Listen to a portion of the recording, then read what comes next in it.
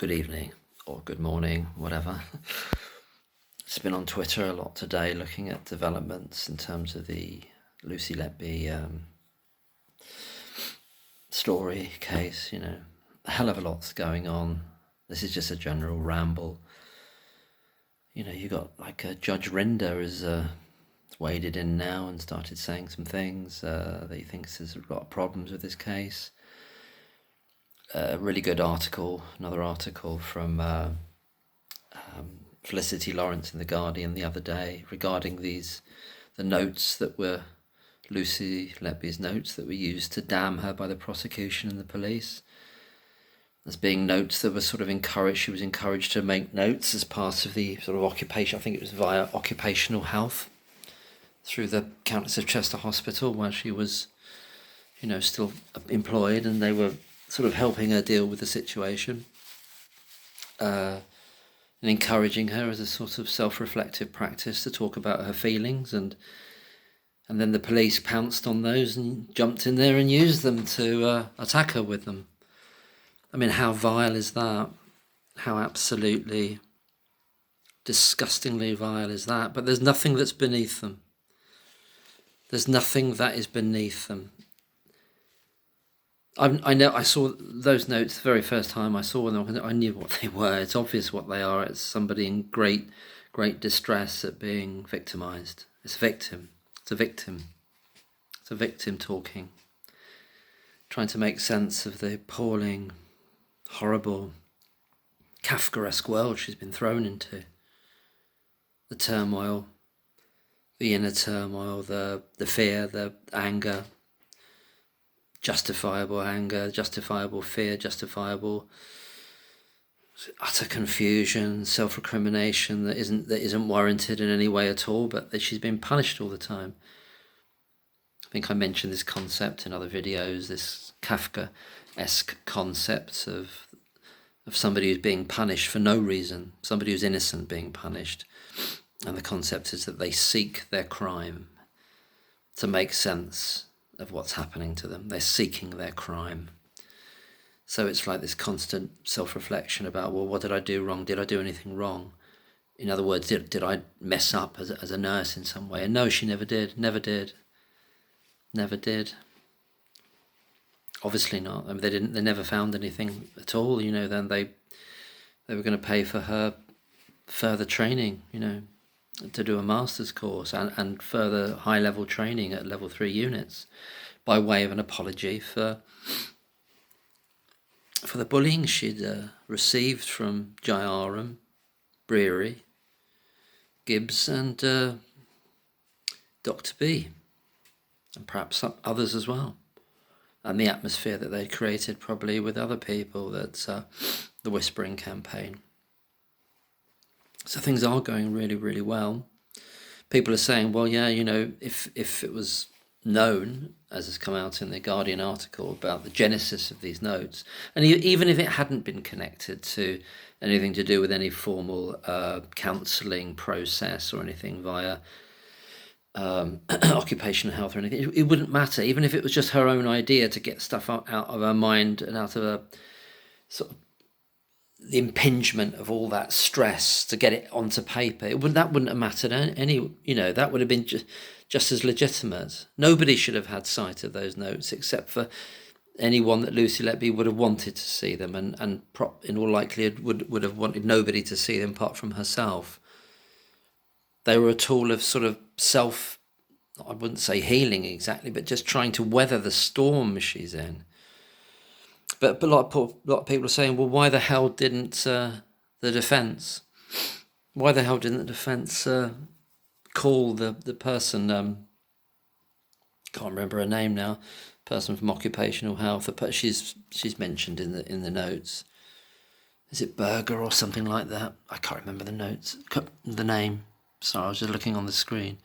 Anyway, the name's mentioned there in Lucy Letby's handwriting, and. Why didn't the defence call somebody like that? Why didn't the defence call a sort of a psychologist to... I mean, I don't think in some ways it's all so bloody obvious what they are. But that's how vile That's how vile the police and the CPS, that's how vile they are, what they did with that.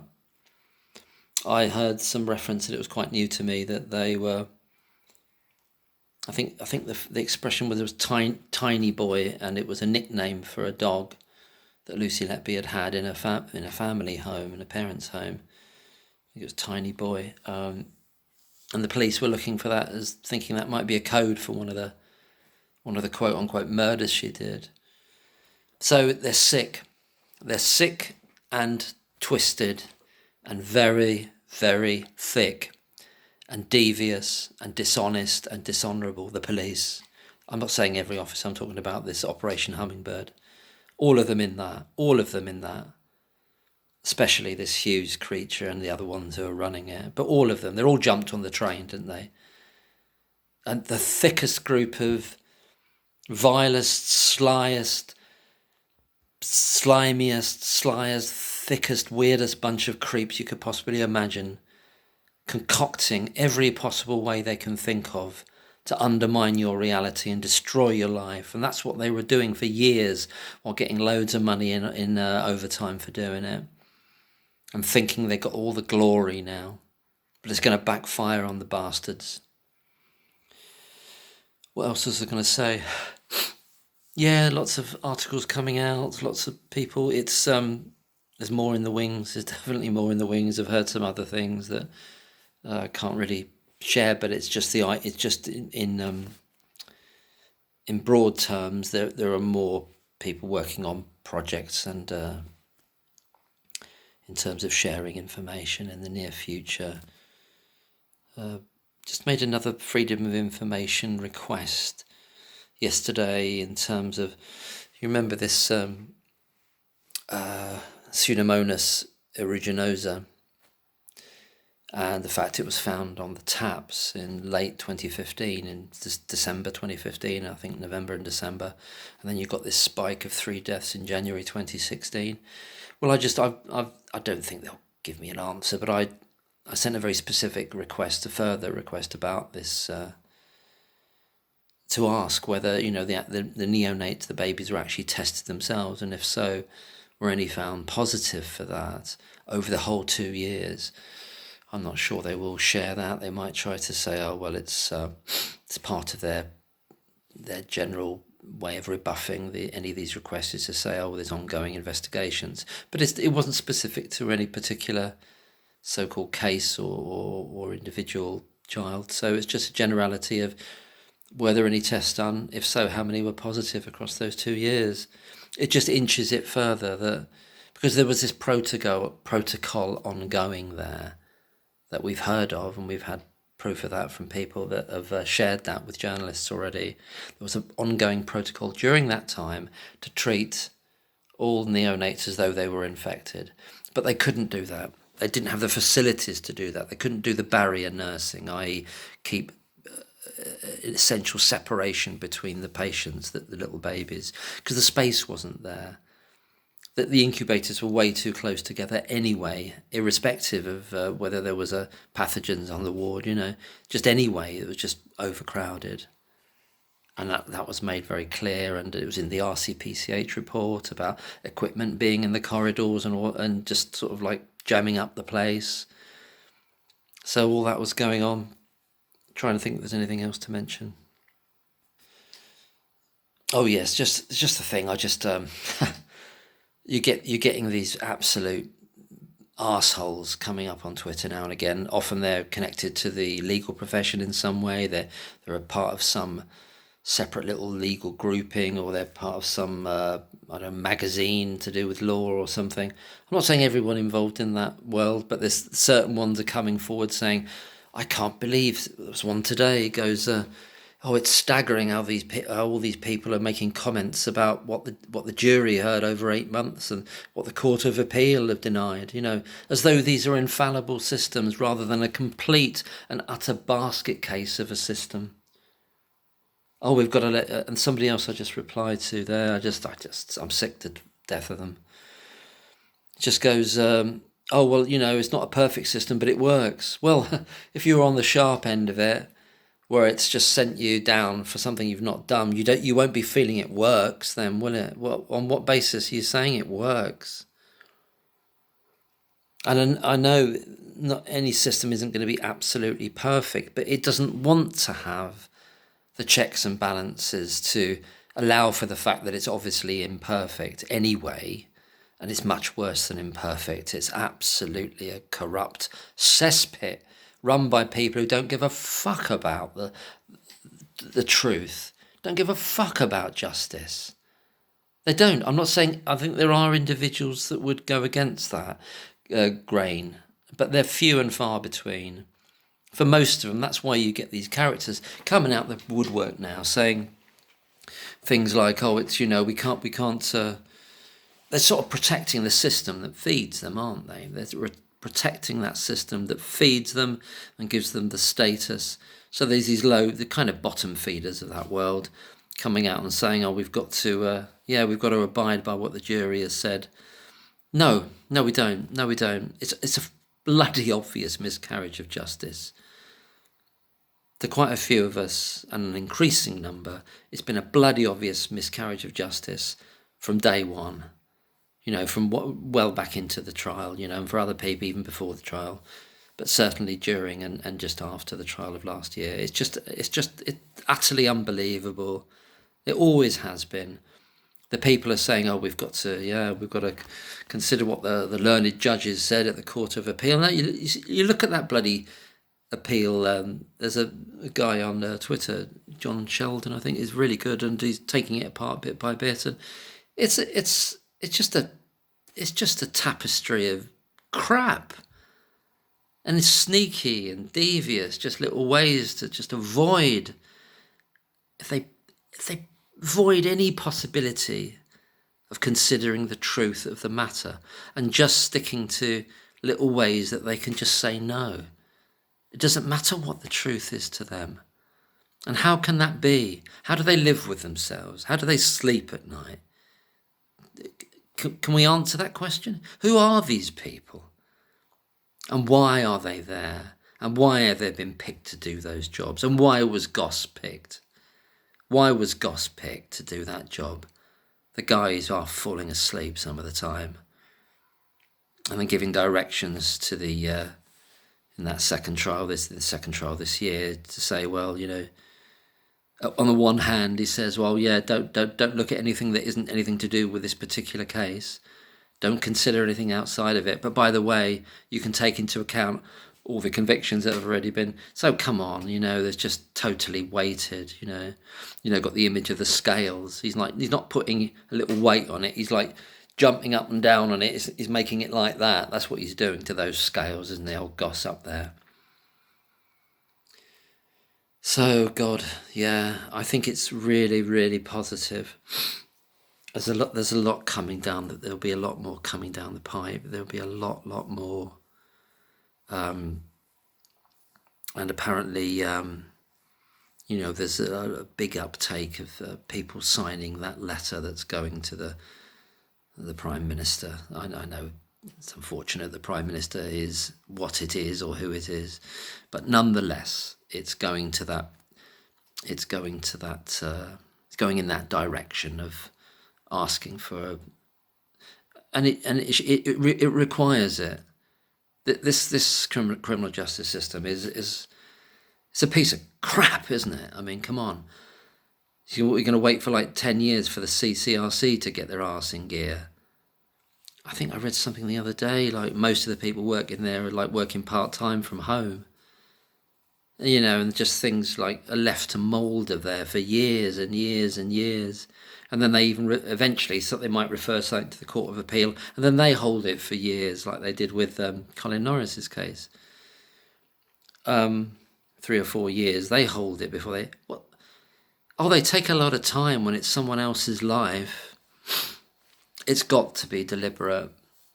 It's got to be deliberate. And it's a system inculcated with and riven with and absolutely saturated with certain types of individuals that don't have any conscience whatsoever. Smug, arrogant, not invariably, but almost always posh, smug, arrogant, superficially educated cocksuckers. Sorry, I went a bit overboard there, didn't I? But no, I meant every word, just the language, Timothy. But yeah, no, I think feeling really positive that it's in the right direction. It's just blown up, isn't it? It's blown up, and so many people getting involved now. If you're on Twitter, Dr. McConville's done an amazing tweet about the absolute unreliability of those immunoassay tests for the so-called insulin smoking gun cases. He just nailed every part of it. It's just blown it apart. A really long note he's done on Twitter. So if you look at Michael McConville, and the address is at Reason Over Fear, so check that out and please follow him, and he's doing some amazing stuff. I'm still catching up with his podcasts, and you've got the lady here, it's in front of me on the screen, Carola Vinuesa. She is a scientist into autoimmune diseases, genomic diagnosis. So she's been involved in another miscarriage of justice, I think, and been helpful with that. And she's analysing a lot of things. It was awful that Dr. McLachlan and Norman Fenton were taken out of that Channel 5 video. I just hope they replace their section, their recorded section, if there's a part 2 to that Channel 5 video, which there should be. It did say at the end, it's kind of called it part 1, didn't it? I don't know if you remember watching that. It said part 1, the Channel 5, the recent one. So if there's a part 2, bring back Dr. McLachlan and Norman Fenton's bit, please, because absolutely vital to this. Richard Gill knocking it out of the park as per usual. A lot of stuff going on behind the scenes.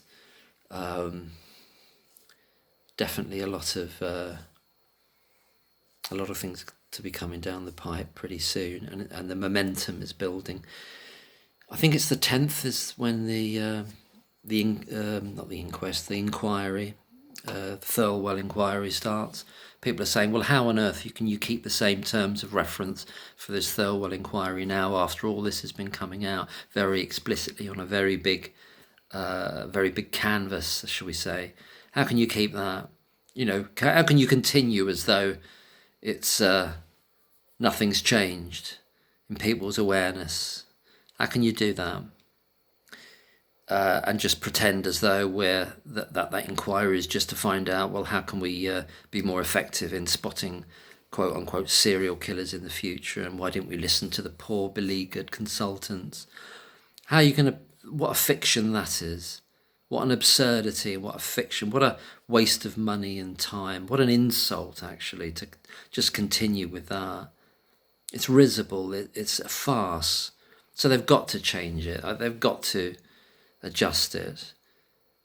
The trouble is with this country is that these systems and all the people that are chosen, the individuals are chosen for a reason of, they can be relied on for not wanting to make a noise about this. If you've been chosen, if you were Lady Thirlwall and you'd been chosen, and wouldn't you be reading all this stuff that's coming out? And wouldn't you be saying, hold on a minute, we've got to postpone this, we've got to completely reframe what this inquiry is. It's got my name attached to it. Thirlwall inquiry. Am I really going to pretend as though none of this is out there now? Every aspect of the prosecution is being battered to smithereens. Not that it takes very much to do that, but it's being done explicitly on a big scale through mainstream media. Much as I don't like mainstream media, nonetheless it's the only way that it gets out to people at large. And then obviously the David Davis thing, that's all coming. Thirlwall should be kind of allying with David Davis and say, well, do they want to get to the bottom of it? Does somebody like Thirlwall want to get to the bottom of it? Is it in her interest to? Or is she being chosen as a safe pair of hands? You want these people to be honourable, don't you? I'm not saying I don't know her, but if they just carry on regardless, it tells you everything you need to know about them, doesn't it? That they're just, they're useful. They're an old hand. They're an old hand of the establishment, like Lord Hutton in terms of the David Kelly murder, the David Kelly murder, you know. They're old hands. But nonetheless, it's not all eggs in one basket, because these strands are moving. It's not all reliant on that inquiry, obviously. There are things going on. You've got the parliamentary privilege that David Davis has got, and many questions should be asked and continue to be asked. So, yeah, feeling quite positive about it, and I hope that those that are fully believing in Lucy Letby's innocence and that this got to be overturned, I hope you feel heartened and hopeful and inspired by recent developments and the speed and momentum with which they're happening, the dynamism behind them. So I'll leave it there. I know it's been a bit scattergun, this. I'm not sort of reading out any articles at the moment. There's no need. If I get some more information about any of the other freedom of information requests, I've done some on the doors, and as I said, some on the Pseudomonas aeruginosa, stuff like that, and a few others. If I get anything very specific to talk about, then I might make a video about that. But this is just a bit of a general catch up with the vibe and a lot of it's happening on Twitter, really, obviously. So that's very, very positive. And the naysayers, the ones that keep trying to, as I was talking about before, the ones that keep trying to protect the establishment, they're sounding more and more feeble. It's like you can hear them, but they're at the bottom of some well, the well of loneliness, the well of sort of trying to protect an absolutely moribund, is that the word, moribund? A kind of like deathly state of affairs where they know that the institutions that they're trying to protect are absolutely fucked beyond belief. They're trying to keep this mirage going, that it's all above board, and oh yes, well, if you know the three justices gave it their best attention, have you seen all the points them? No, they're crap. I've seen them. Yeah, they're crap. They're crap, this Court of fucking Appeal. Got to realise that every time there's been this a massive miscarriage of justice and it's gone through the CCRC, that's because the Court of Appeal have rejected the leave to appeal, or the appeal itself. That's how good they are. And as I say, there are exceptions in that profession. Somebody like Mark MacDonald, you know, KC, who said in that interview with a YouTuber about a month or so ago, 6 weeks ago, he said, well, the thing about he's quite laconic, isn't he? And he's sort of, he's not raging about it, but he said very clearly, and the thing about the Court of Appeal, they quite often get it wrong. Yeah, they quite often get it wrong. So that's why there's got to be some absolute root and branch changes. I'd get rid of the bloody lot of them and start again. Get rid of the lot of them and start again. You know? Anyway, I'll leave it there before I have a conniption and blow a gasket. But no, in all seriousness, it's very, very positive. We're in an amazing place compared to several months ago. A big node point really was the New Yorker article. That was incredible. And then it's just been bang, bang, bang ever since. And there's a lot more to come. There's a lot more to come because it's huge.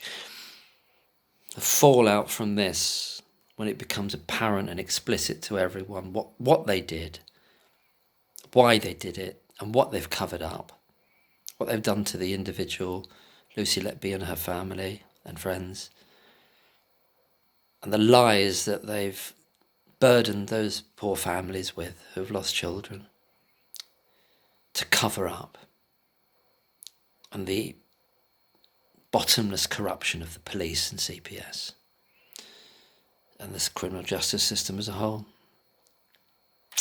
Thank you. Good night.